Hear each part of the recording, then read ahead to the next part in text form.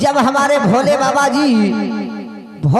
जी जब पार्वती की संगत किया था और पार्वती जी को लाए थे अपने आंगन के अंदर, तो पार्वती जी भोले बाबा को क्या समझा रही है?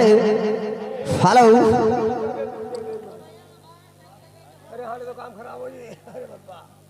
अवजिया पकड़े रहे हो? अरे आप ज्यादा कलाकार नहीं तो कलाकार ना हो तो ना बैठो। भैया फॉलो फॉलो।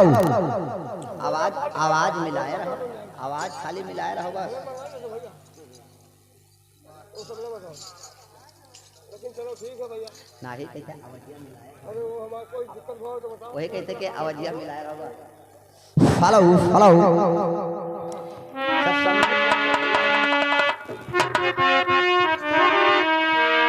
Follow follow. कि कबीरा खड़ा बाजार में, अरे कलकत्ता के पास, जिनके पाप जही के लागे, आप क्यों खड़े उदास? आवन आवन कहीं गए, अब आए न 12 मास, और 56 पुराना हो गए, या करकन लागे बांस। कैसे? अरे पार न गऊ ना लाया यसु कावारिया, अरे पार न गऊ ना लाया यसु कावारिया, लाया यसु कावारिया, लाया यसु कावारिया। ओ भैया अरे पार न गऊ ना लाया यसु कावारिया।